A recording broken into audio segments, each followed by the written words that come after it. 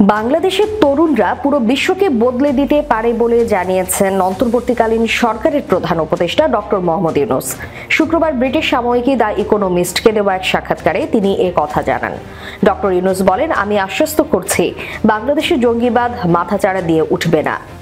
দেশের তরুণ সমাজ ধর্ম নিয়ে খুব পক্ষপাতহীন। তারা বাংলাদেশকে নতুন করে গড়তে চায়, আর এই তরুণরা পুরো বিশ্বকে বদলে দিতে পারে। এটি কেবল একটি দেশ বা অন্য দেশ পরিবর্তনের বিষয় নয়। বাংলাদেশ যা করেছে এটি তরুণরা কতটা শক্তিশালী তার একটি উদাহরণ। দ্য ইকোনমিস্টের 2024 সালের বর্ষসেরা দেশের খেতাব জিতেছে বাংলাদেশ। সবচেয়ে সুখী বা ধনী নয়, বরং গত 12 মাসে কোন দেশ সবচেয়ে বেশি উন্নতি করেছে সেই বিচারে বর্ষসেরা দেশ বেছে নেওয়া হয়। বাংলাদেশকে বর্ষসেরা নির্বাচনের ক্ষেত্রে ছাত্র জনতার অভ্যুত্থানে স্বৈরাচার শেখ হাসিনার সরকারের পতন এবং বাংলাদেশে নতুন যাত্রা শুরুর বিষয়কে গুরুত্ব দেওয়া হয়েছে।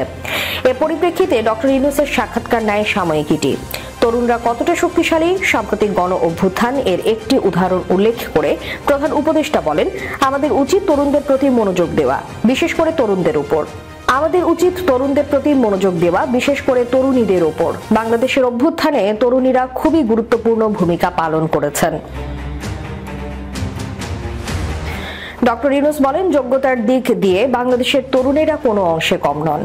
অভ্যুত্থানে নেতৃত্ব দেওয়া 3 জন তরুণকে অন্তর্বর্তী সরকারে যুক্ত করা হয়েছে। তারা এখন মন্ত্রিসভার সদস্য এবং অসাধারণ কাজ করছেন। তারা বিগত শতাব্দীর নন, বরং এই শতাব্দীর তরুণ।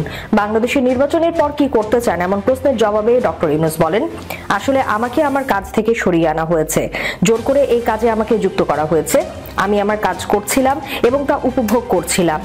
এ কারণেই আমি প্যারিসে ছিলাম। আমাকে ভিন্ন কিছু করার জন্য প্যারিস থেকে সরিয়ে আনা হয়, আর তরুণরাও এটিকে ভালোবাসে। সুতরাং আমি আবার সেই কাজে ফিরে যাব যেটা আমি সারা বিশ্বে তৈরি করেছি।